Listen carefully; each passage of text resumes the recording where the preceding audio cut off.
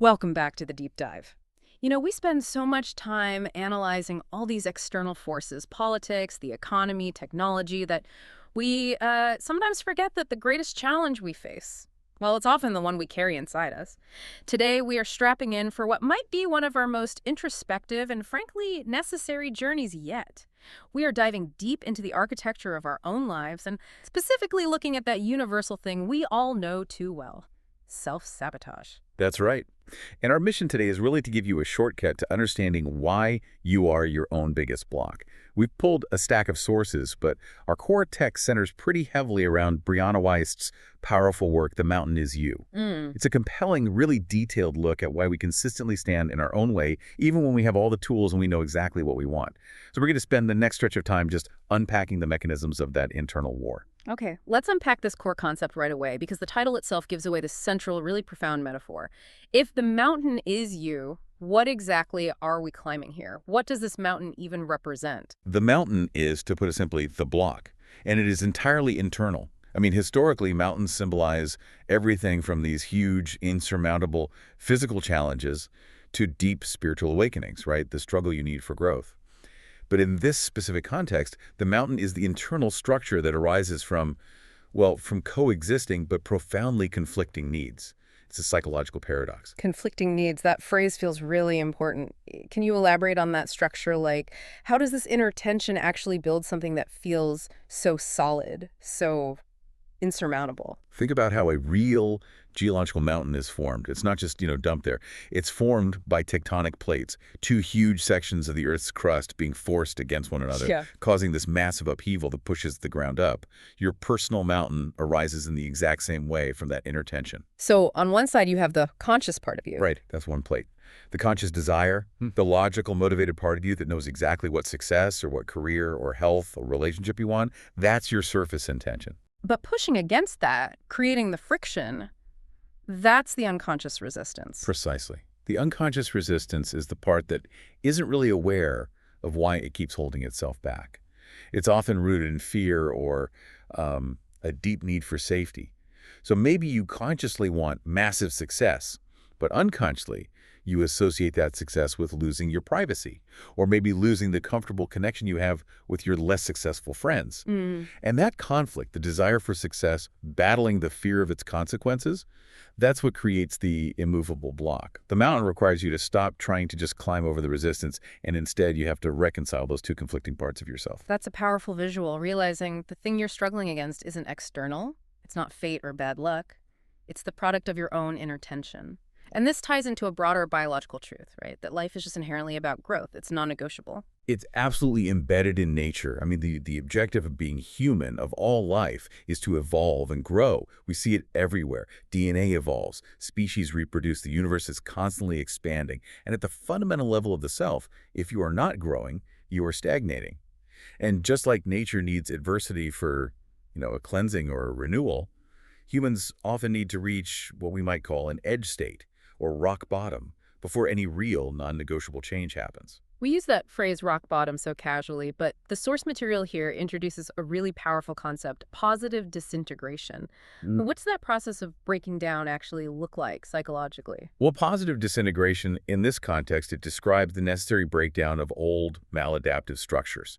So old ways of thinking, old coping mechanisms, they had to fall apart to make way for a more developed, higher functioning self. And it's painful because the ego resists that, right? It resists the destruction of its familiar framework. Even if that framework is completely self-defeating, you have to hit an edge state where your old ways of coping just stop working for you before you truly commit to change. Like the classic examples we see in nature, stars need to collapse to become supernovas, or a forest fire. Exactly. Forests need fire to open certain hard seeds and rebuild the tree population with new diversity. And human beings, well, we often need to be faced with no other option but to change before we actually do it. That feeling of hitting rock bottom isn't necessarily a failure, it's the tipping point that comes right before the breakthrough. When your comfort zone collapses, you are forced to reevaluate everything. So if we're constantly facing a chronic, repeating problem, whether it's in relationships or finances or even just this persistent low motivation, it's not just life's hardships. We have to stop blaming external circumstances. And that's the fascinating distinction here. If you have a problem that is circumstantial, like a sudden job loss in a recession or pipe bursting in your house, you're facing the reality of life's randomness. But when you have a chronic repeating problem, particularly one that involves behaviors you actively choose, you are facing the reality of yourself. The block between you and the life you want to live is almost always internal. It's built up from years of accumulating tiny traumas, adaptations, and coping mechanisms that were designed for survival, not for thriving. We think overcoming a mountain means battling these external giants, but the real work is always internal self-reformation. This shift in definition leads us perfectly into the psychological roots of the behavior, because this is where the identity of self-sabotage gets completely flipped. Our conventional wisdom is that we sabotage ourselves because we don't feel worthy or we secretly hate ourselves. Is that actually true? That is the common sort of surface-level perception, and the sources really stress that it's usually inaccurate. If self-sabotage were just self-hatred, the solution would be to, try harder to love yourself. And that's often just too vague to be actionable. The really profound insight here is that self-sabotage is not a product of self-hatred or low willpower. It is the presence of an unconscious need being fulfilled by the destructive behavior. It is, fundamentally, a sophisticated, albeit maladaptive coping mechanism designed for protection. That reframing is absolutely critical. So it means that the destructive behavior isn't inherently evil.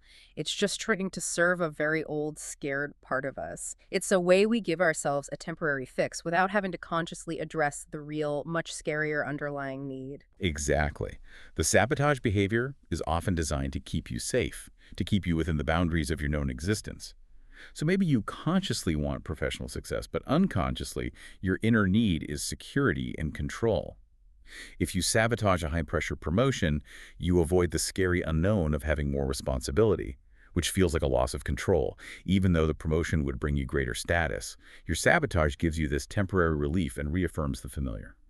And this mechanism, this substituting one form of suffering for another, it has historical precedent. You mentioned Carl Jung. Yeah, the Jungian insight is incredibly clarifying here. Carl Jung recounted that as a child, after hitting his head in a fall, he developed these sporadic, uncontrollable fainting spells. And he soon realized that the fainting was associated with escaping school, which he intensely disliked. He felt unhappy and understimulated there. So his body was unconsciously fulfilling his desire to get out of class. He later realized this was a neurosis, a way to avoid legitimate reality. And he concluded that all neuroses, and by extension a lot of self-sabotage, are simply substitutes for legitimate suffering. Okay, let's unpack that phrase, substitutes for legitimate suffering. What does legitimate suffering look like in a modern context? Legitimate suffering is the difficulty that is inherent in growth. It's the pain of confrontation, the risk of vulnerability, the discomfort of setting boundaries, or the quiet discipline of doing boring, necessary work, or the struggle of leaving a relationship or job that no longer serve you. It's the hard work required to change your circumstances. But instead of enduring that legitimate suffering, we manufacture a smaller, more manageable problem to worry about. The neurosis, which distracts us from the real work. Fainting was easier for Jung than confronting the unhappiness of school. Procrastinating is easier than confronting the fear of launching your magnum opus. So if the mountain is built from these inner conflicts, what are the tools our subconscious uses to defend it? I'm guessing irrational fear plays a major part, often through projection. Fear is the mountain's first line of defense, absolutely. When we project fear, we take these scary, unexamined, long-held fears, like the fear of being truly vulnerable, or a deep-seated fear of losing control, or the fear of failure, and we project those feelings onto issues that have an extremely low likelihood of ever becoming reality. But wait, isn't fear often a useful alarm system? How do we know if we're dealing with genuine intuition or just manufacturing safe fears to avoid the real work? That's a crucial distinction. I'll get to it later. But generally, when we talk about irrational fear as projection, the fear is focused on an unlikely scenario. Why? Because the subconscious knows they won't happen, making them a safe place to worry. It's a way to express and validate the underlying anxiety without any actual endangerment or the commitment required to solve the real problem.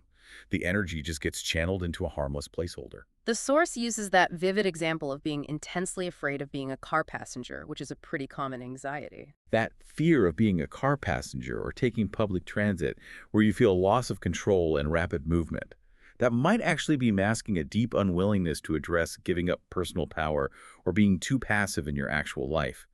The fear of moving forward, physically being driven, is a metaphor for the fear of moving forward emotionally or professionally. If you were aware of the real issue, your passivity in your career, for example, you would have to resolve it, which involves that legitimate suffering. But by worrying intensely about car travel, you avoid the real work of self-reformation while still validating your generalized sense of powerlessness. And often these fears are driven by an outdated internal narrative, a ghost from the past. This brings us to negative unconscious associations. Absolutely. Your self-concept, the internal idea of who you are and what you deserve, it's built by piecing together inputs from childhood, parents, peers, personal experiences, and your brain's confirmation bias, that automatic tendency to seek information that affirms your current beliefs. It works extremely hard to affirm those pre-existing beliefs, even if they're limiting or totally illogical.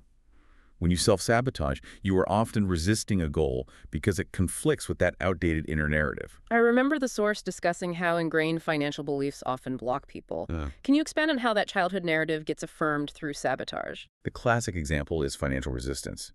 If a person struggles financially but keeps hitting a ceiling or sabotaging their efforts to acquire wealth, they likely have a subconscious belief that, all rich people are terrible, or money is the root of all evil, or that their family will reject them if they become wealthy. This belief might be inherited from childhood. Maybe their parents were working class and constantly criticized the fat cats. Yeah. So, to maintain their deeply held self-concept as a good person who is loyal to their roots, they unconsciously resist acquiring wealth, often spending impulsively or avoiding opportunities. Which means the resolution requires more than just budgeting. It requires active cognitive restructuring. You have to address that logical lapse. Precisely. You have to actively challenge those pre-existing, often warped and illogical ideas.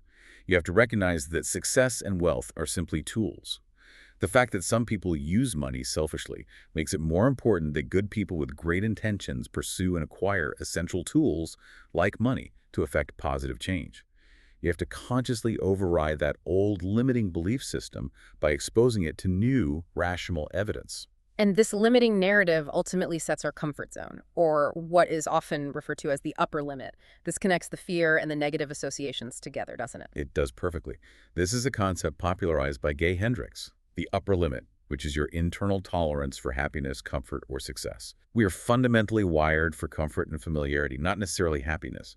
So if circumstances extend beyond our accustomed, familiar level of happiness, a new success, a perfect, secure relationship, a sudden cash influx, that shift feels threatening. Because anything foreign, even if it's objectively good, registers as uncomfortable until it becomes the new normal. Exactly. The brain prioritizes what is known over what is optimal. If you grew up used to drama or scarcity, peace and abundance feel unnerving. Your subconscious acts to regulate your mental self back to that comfortable baseline, causing you to unconsciously invent drama or trigger financial crises to sabotage yourself back to the familiar, sometimes lower level of happiness you're used to. That resistance you feel when things are going too well, that's the upper limit at work, trying to return you to the emotional geology of the mountain you've been comfortable standing on.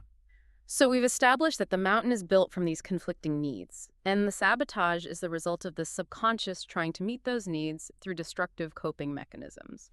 The behaviors themselves are just symptoms, not the root problem. We need to look closely at these specific manifestations to find the underlying cause. Exactly. Understanding the symptoms is our entry point to the deeper need. And we can kind of categorize these symptoms into, let's say, action blocks, emotional avoidance, and environmental or relational sabotage. Let's start with the actions that immediately block forward progress. First up, the internal grinding halt, resistance. This is that tension or anger we feel when approaching a new project or when a relationship starts going beautifully and we suddenly feel the urge to push it away. Resistance is a very protective measure. It's your system slowing down to make sure it's safe to get attached to something that seems important and, potentially vulnerable. If you try to just force performance through this feeling, the tension only intensifies because you strengthen the internal conflict. The part that wants success is warring with the part that fears the vulnerability success brings. The resolution is counterintuitive. You don't fight the resistance, you refocus on the why. So instead of trying to grind out the task, you step back and reconnect with the inspiration or the vision that started the whole thing. Yes. You pivot from focusing on the performance itself, which feels fraught with risk, to the ultimate purpose, the value it creates. When your motivation and your vision are stronger and more vivid than the fear being protected, the resistance fades because the unconscious mind realizes, okay, this goal is necessary for my true well-being, not just a threat to my comfort zone. Then there is its insidious cousin, perfectionism. It sounds like a high standard, but it sets these impossible hurdles that ensure you never finish the race. Perfectionism is almost always rooted in the fear of failure, the fear of criticism, or the fear of vulnerability, not a true love of excellence. We set these impossibly high abstract expectations which conveniently lead to avoiding the required work. If you never launch, if you never finish, you can't fail publicly, and you maintain the safe illusion of being the perfect, competent person who just didn't have time to show their work. But how do we distinguish between high standards, which are necessary for quality, and that paralyzing perfectionism? High standards motivate you to revise and improve what's already done. Perfectionism prevents you from ever starting, or it traps you in an endless cycle of tweaking the first paragraph. The resolution is tough.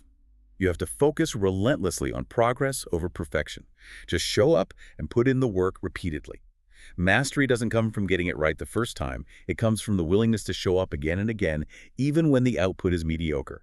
You must be willing to send that mediocre draft, knowing you can polish it later, instead of waiting for some non-existent final product to appear magically. Following that, we find the behavior that keeps us spinning our wheels: justification and excuses. This is measuring life by intention, what you wanted to do, rather than measurable outcomes. Excuses are cheap emotional currency. They become a replacement for accomplishment, and they serve to protect the ego from the feeling of inadequacy.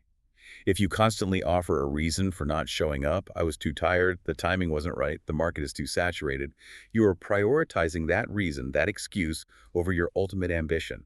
You're choosing comfort. So how do we apply that rigor without just tipping into self-flagellation? By quantifying your days only by actual accomplishments, not potential effort, you have to stop accepting your own justifications. The internal narrative needs to shift from, I planned to go to the gym, but work was hard, to, I did not go to the gym. When you force yourself to state the fact without the mitigating excuse, the need for change becomes undeniable. And what about when success actually hits? We often see people immediately engage in downplaying success. Downplaying success is a self-sabotage mechanism designed to avoid scrutiny, envy, or that debilitating fear of peaking. We shrug off compliments, oh, it was nothing, to try and make ourselves seem less impressive, hoping others will like us more or just leave us alone. And if the underlying fear is peaking, we have this faulty, linear idea of progress, that life has to decline immediately after the pinnacle is achieved. That's such a pervasive myth. Once you've done something great, the only way is down. Right. But life is cyclical and compounding. The resolution is twofold. First, learn to acknowledge hard work with grace. A simple, confident thank you, I worked very hard on that, is enough. Second, you have to reform the idea of progress. Achievements don't lead to decline, they radiate out. They equip you better, they grant you more resources, and they open more doors for the future. They're stepping stones, not the final summit. Shifting now to emotional avoidance, I think many people are fundamentally hampered by limited emotional processing skills, forcing them to avoid life events that might trigger big feelings. This is a huge block. It involves avoiding necessary risks or actions, because we believe we lack the tools to handle potential frustration, rejection, or discomfort. We essentially become emotionally stunted because we avoid any possible situation that might bring up an uncomfortable feeling. If you can't handle disappointment, you won't try for the dream job. If you can't handle disagreement, you won't enter a close relationship. And the source breaks this down into a structured process for healthy emotional processing. Yes, a three-step toolkit. First, get clarity on what happened and why it's bothering you. Name the emotion. Second, validate your feelings, allowing yourself a physical release, crying, shaking, yelling into a pillow, journaling, because emotions are physical. They are energy in motion and they need to be metabolized. And third, determine a course correction to adjust future behavior or thought processes based on what you learned. If you skip that validation step, the emotion gets stuck in your body and it becomes part of the emotional backlog. Another massive, socially acceptable manifestation of self-sabotage is simply being busy. Nobody is busy unless they want to be busy. Constantly overloading the schedule is often a calculated way to run from yourself and distract from underlying issues. Busyness is used as a signal of importance, a status symbol, or often to create an ironclad excuse to say no to important things without having to articulate a clear boundary. It's the ultimate way to distract ourselves from that quiet voice telling us what's really wrong. But for many people, being busy is a structural necessity, not a choice. How do we distinguish between legitimate demands and that psychological avoidance? It comes down to the quality of the activity and the intention behind it. If your schedule is full of high-impact, focused work that genuinely moves you toward your core purpose, that's productive commitment. If your schedule is packed with low-impact meetings, checking endless emails, and taking on favors you hate, that's avoidance. We need to dismantle the protection that busyness provides. How do we do that? We have to streamline, rigorously identify, and focus only on the top 5 most important tasks that align with your deepest goals and let go of the rest. And then you have to confront the protection busyness offers. If it makes you feel important, find genuine self-confidence in creating something of value, not just in running around. If it's an excuse to say no, get better at calmly stating clear, unapologetic boundaries. We discussed this next one in the context of the psychological roots, but worrying about irrational fears or least likely circumstances, that's central to maintaining the mountain. This is the projection system fully engaged. Irrational fears, like worrying intensely about a flight when you've flown 100 times or fearing being fired when you're an excellent employee, these are safe placeholders. You channel real, unresolved fears, like a fear of humiliation or unworthiness, onto these unlikely scenarios because they feel safe. The subconscious knows they won't actually materialize. The goal is to worry without having to solve. So instead of trying to stop the worrying, the resolution is to look deeper into the nature of the worry itself. Exactly. Ask yourself, what is the message or the metaphor of this fear? Anxiety about a small presentation might not be about the presentation at all. It might be about the fear of unworthiness or public judgment. Once you identify what you truly want to protect, your security or your sense of worthiness, you can find secure, healthy ways to protect it, like planning diligently or practicing self-compassion, rather than channeling that anxiety into fictional catastrophes. Let's move to environment and relationships, starting with a very common pattern of evasion, uprooting. Uprooting is that constant need for a fresh start. Moving towns, changing jobs, completely redesigning your core identity every few months, all to avoid confronting the stress or conflict resolution issues that are chasing you. This person is comfortable with sprouting, but they avoid blossoming. They like the excitement of the beginning, but never endure the discomfort of deep commitment. And they end up more stuck because they never complete a chapter. They mistake momentum for progress. The resolution requires stopping the cycle and confronting the discomfort when that familiar urge to flee arises.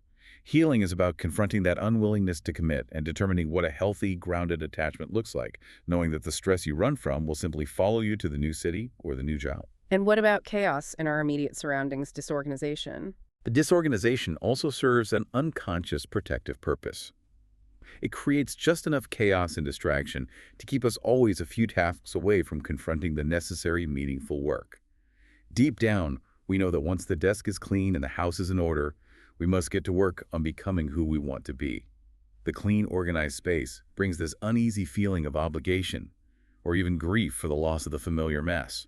So the key here isn't a massive overhaul, but a gentle, almost sneaky way of persuading your subconscious that a clean environment is the new normal. Start small. One drawer, one corner, one digital folder. Implement routines to maintain it. You have to gradually let yourself get used to working at a clean desk or existing in a calm home. It is incredibly hard to show up as the organized, decisive person you want to be when you are surrounded by an environment that reflects chaos and makes you feel like the person you're trying to leave behind. Next, let's look at how we sabotage our own future success through judging others. This is a devastating self-inflicted wound. If we judge successful people as corrupt or ruthless or disliked because of our own envy, we create this rigid internal rule that we must play by. Success equals being disliked. Therefore, we unconsciously resist success ourselves to avoid being villainized or seen as one of them. We prioritize our moral self-concept of being good over our ambition, often using judgment to justify our own inaction.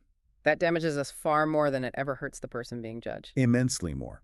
The solution here is counterintuitive to that self-sabotaging impulse. Practice radical non-judgment through non-assumption. Recognize you don't know the whole story behind someone's success or struggle. And critically, when you see someone who has something you want, congratulate them, sincerely. It may feel hard at first, but it extends back and opens you up to receiving success because you decouple success from moral corruption. You essentially rewire your brain to accept that good people can and should succeed. Finally, in relationships, we sabotage by consistently spending time with the wrong people. These are the relationships that cause stress, trigger insecurity, or actively pull you down. but you keep returning to them because they fulfill a self-defeating pattern. Maybe you're recreating childhood dynamics associated with love that was conditional or a familiarity with abandonment. If you are addicted to the feeling of being less than, or jealous of, or needed by people who drain you, that pattern needs to be phased out. The company you keep shapes your future irrevocably through social modeling. So we need to choose our social environment with the same rigor we choose our professional environment. Absolutely. Rebuild connections slowly and genuinely with people who support and inspire you, who lift your aspirations, and who challenge you constructively. The ultimate test is energy. You should leave a gathering feeling energized, stimulated, and optimistic, not exhausted, angry, or emotionally depleted. We've covered the external symptoms. Now we have to dive into the underlying neurological and psychological mechanisms that actively fight our attempts to change. We need to understand the science of the resistance. Let's start with a modern understanding of an old chemical. Dopamine. This new research is highly clarifying for understanding success sabotage. Dopamine, contrary to earlier beliefs, is not the chemical of pleasure or satisfaction. It is the chemical of wanting more. It drives motivation, desire, seeking, and the lust for acquisition. It fires when you are chasing a goal. Which explains why so many people feel this strange emptiness after achieving a huge, long-sought goal. The dopamine system doesn't reward us with rest. Exactly. When a goal is acquired, when we arrive, the seeking part of the brain quiets down. The dopamine surge diminishes, and the feeling is often one of emptiness or anticlimax. We instinctively sabotage success because our minds know that arriving won't lead to some permanent blissful rest. It means the hunger immediately shifts to the next mountain. We're wired to keep wanting, not to be still. And that leads directly to the paradox of acquisition. When we finally get what we wanted for so long, be it financial security, a partner, or a promotion, we fear losing it so intensely that we unconsciously push it away for self-preservation. Our identity was all tied up in the wanting and the struggle. It becomes extremely hard to shift to the mental state of having and stabilizing.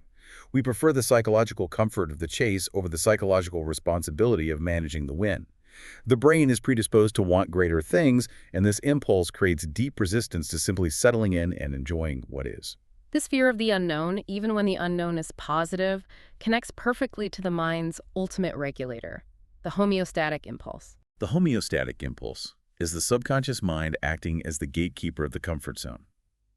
Just as the body regulates heartbeat, blood sugar, and temperature to maintain a stable environment, the subconscious mind reinforces pre-existing beliefs through confirmation bias and repeated thoughts, regulating the mental self back to familiarity. If your baseline emotional temperature is 70 degrees, let's say slightly anxious but comfortable, anything that raises you to 85, which is blissfully successful and secure, will trigger the internal thermostat to drag you back down.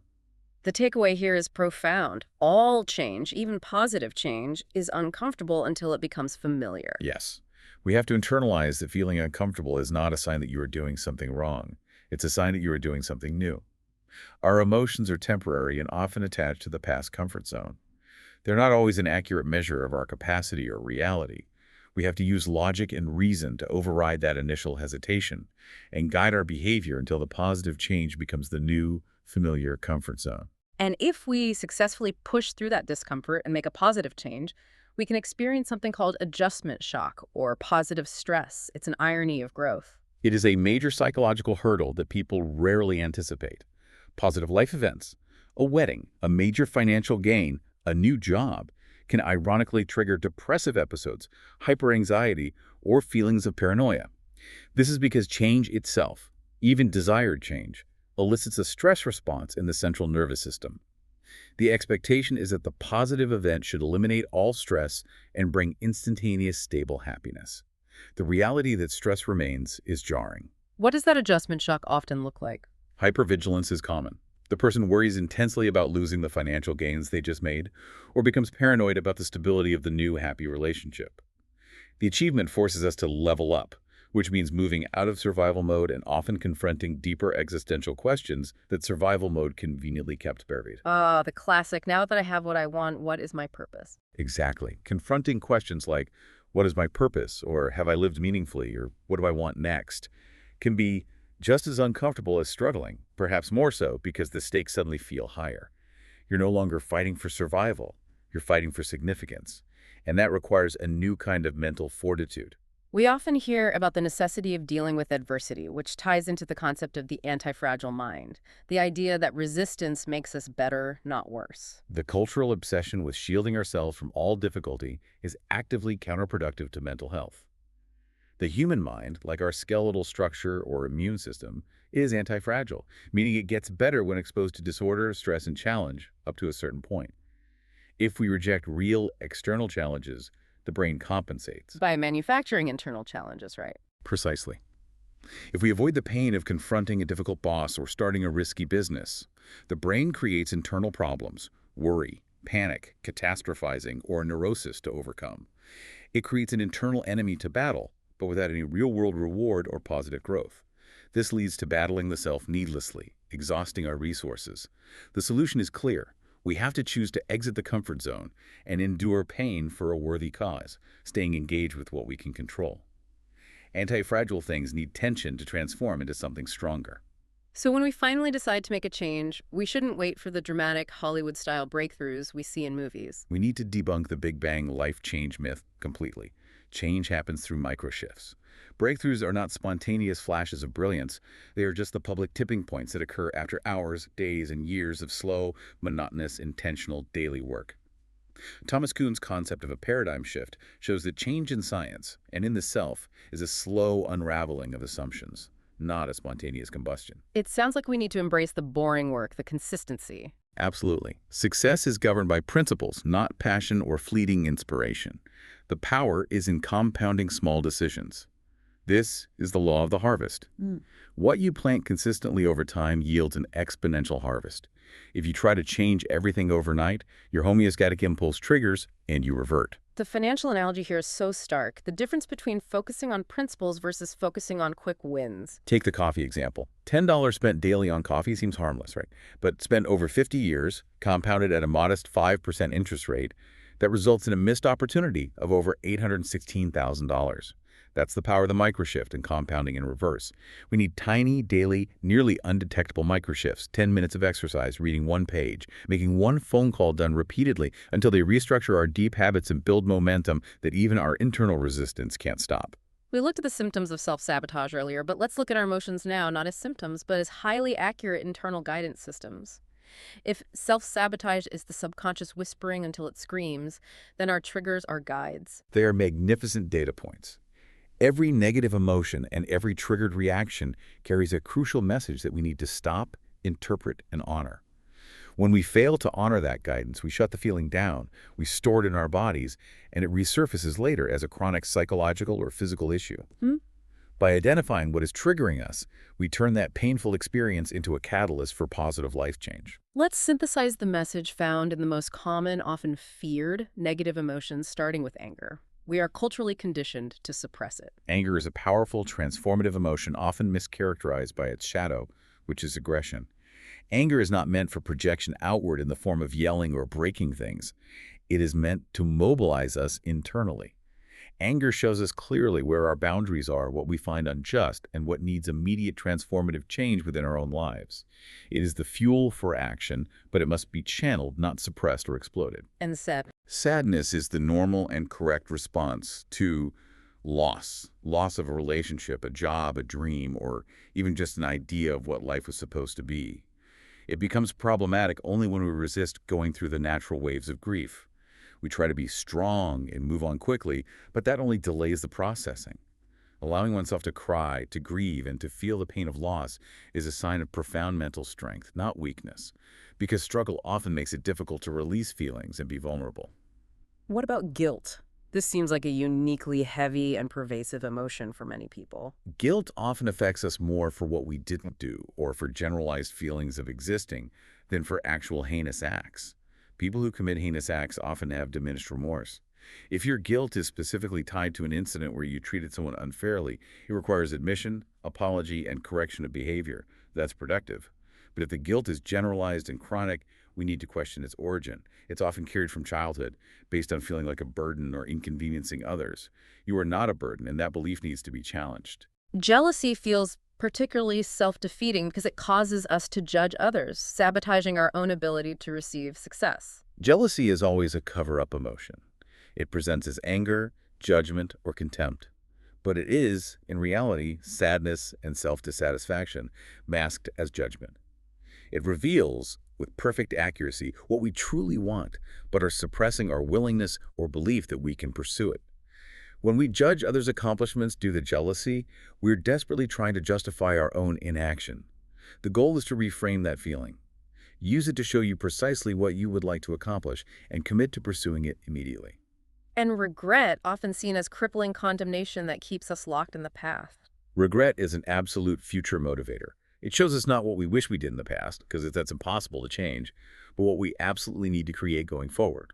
If you regret not pursuing education when you were younger, that feeling is showing you that you must prioritize learning and skill acquisition now, and is a powerful impetus for future change, provided you channel the energy forward instead of backward. Finally, that constant, low-level drone of chronic fear. Chronic fear is often a projection of feeling of fundamental loss of control in your life.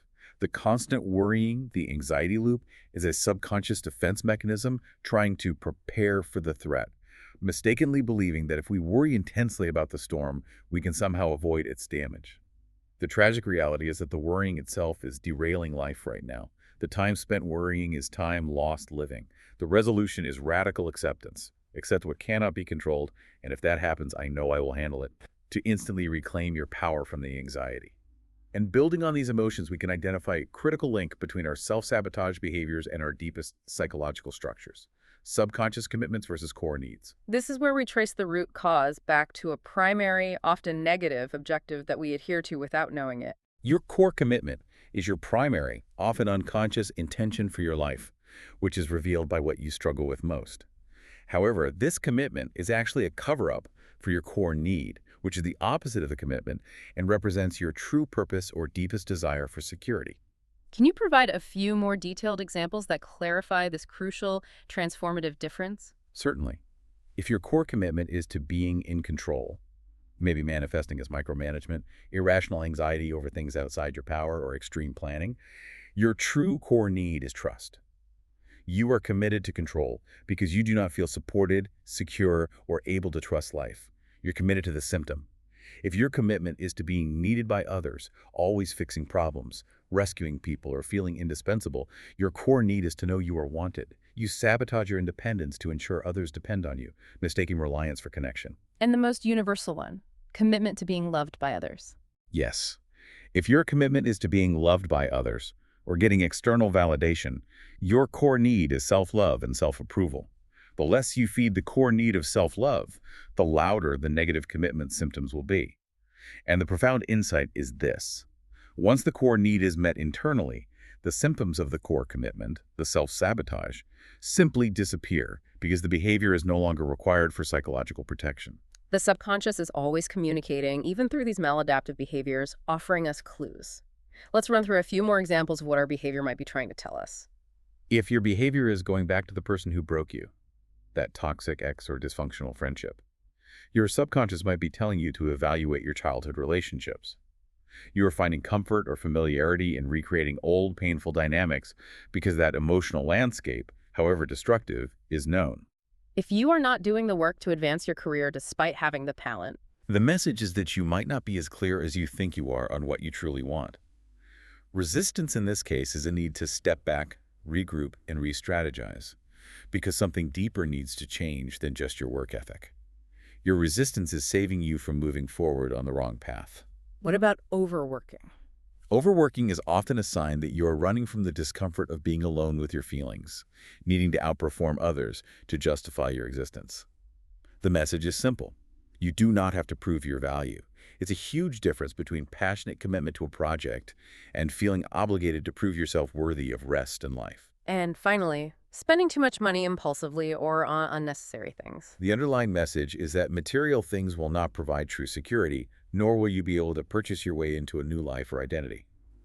You are likely emotionally hungry and replacing true experiences, genuine fulfillment, or confrontation with acquisition, chasing that temporary dopamine hit we discussed earlier. Once we understand the roots and the language of self-sabotage, the path to self-mastery begins with changing our cognitive approaches. We have to start fighting smarter, not harder. Let's start with a surprising revelation about chronic anxiety. It's often due to logical lapses. This is one of the most actionable insights in the source material. Many people who label themselves as anxious overthinkers are actually underthinkers. They jump straight to the worst-case scenario, the climax, and they stop, convinced they would panic and couldn't handle it. They never complete the reasoning process through to the conclusion, which is recovery. So they imagine the disaster, hit the emotional wall, and retreat, never forcing the brain to process survival. Exactly. Mental strength is not hoping nothing goes wrong. It is believing we have the capacity to handle it if it does. If you imagine the worst-case scenario, say losing your job, you must also think through, with cold logic, how you would respond. I would update my resume, I'd call my network, I'd file for unemployment, and reach out to a mentor. How would you recover? I would feel panicked for 3 days, then I would start networking. This process forces the mind to realize you are resilient and survivable. That sounds very much like the mechanism behind exposure therapy, proving to the body that the threat doesn't have the power to end us. It is. Exposure therapy works by forcing us to complete the scenario in a safe way and realize we survive.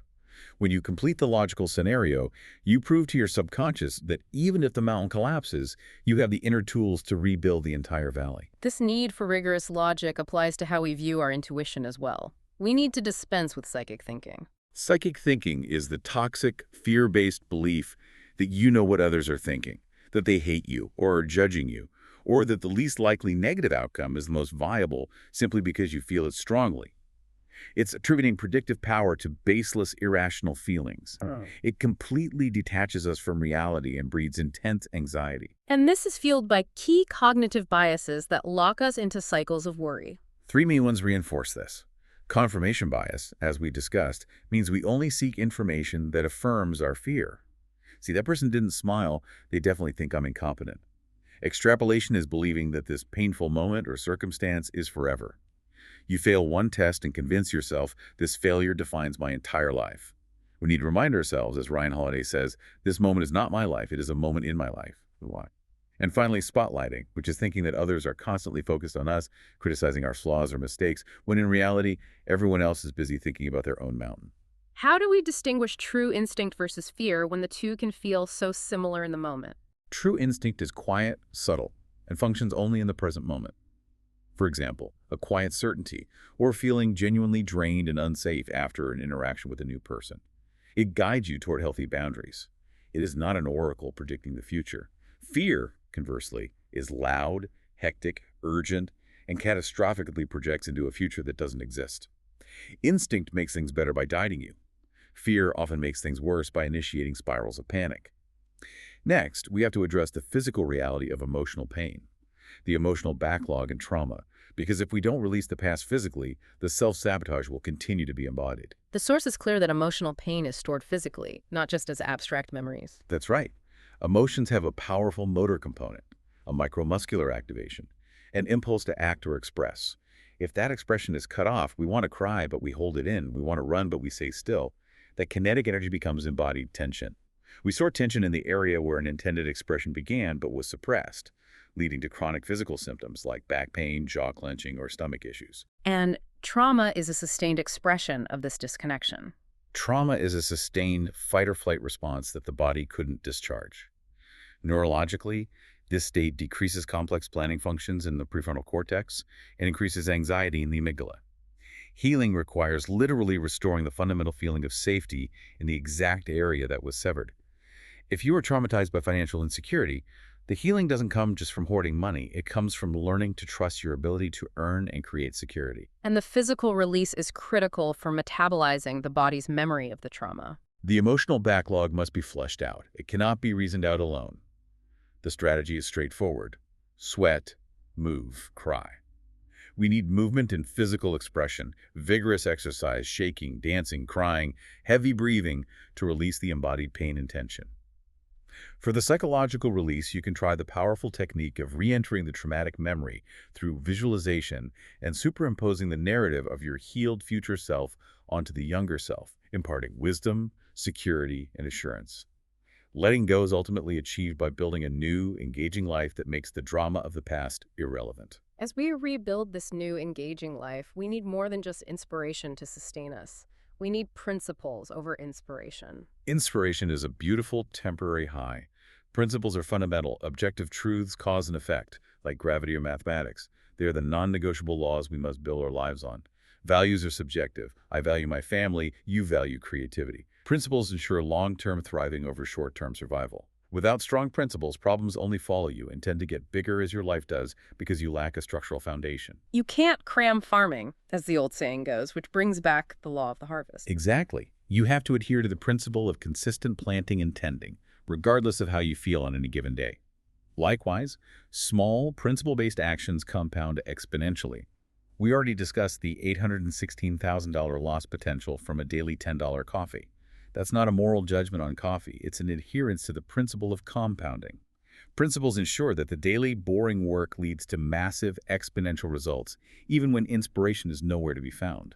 The actionable step, then, is defining our own principles based on our core values. You have to define personal principles based on what you truly value: relationships, financial freedom, health, integrity, and commit to the daily habits required to uphold those principles. If you value financial freedom, your principle must be living beneath your means, automating savings, and avoiding unnecessary debt.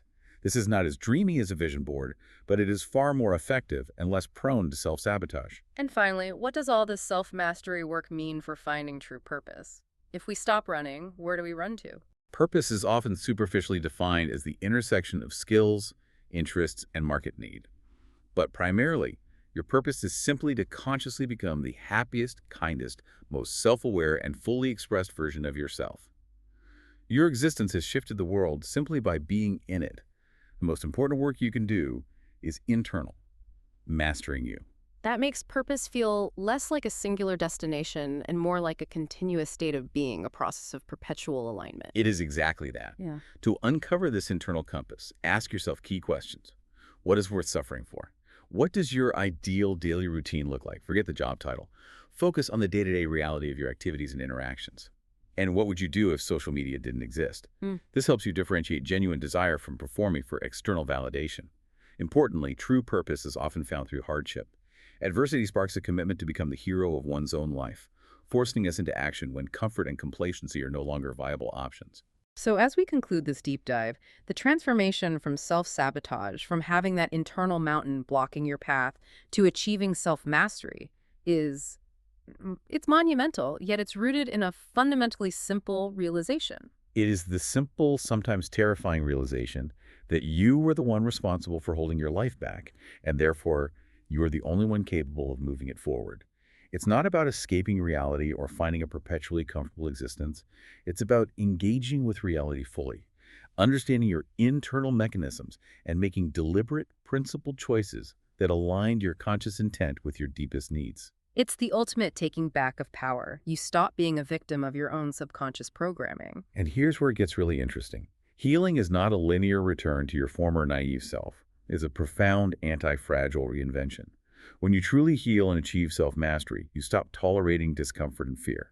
The greatest realization is that what you gain, resilience, empowerment, clarity, self-sufficiency, is always far greater than the blissful mindlessness you left behind. Meaning you exchange an easy life for a meaningful, challenging one. Precisely. You prioritize nothing over the quality of your one short life. You become stronger exactly where you were broken, recognizing that the fear you were trying to avoid was, ironically, the only thing holding you back. Your self-mastery means accepting that you are not going to return to the person you were before, because that person wasn't yet capable of seeing the mountain, much less climbing it. Now you see the terrain clearly, and that clarity is the most powerful tool you possess.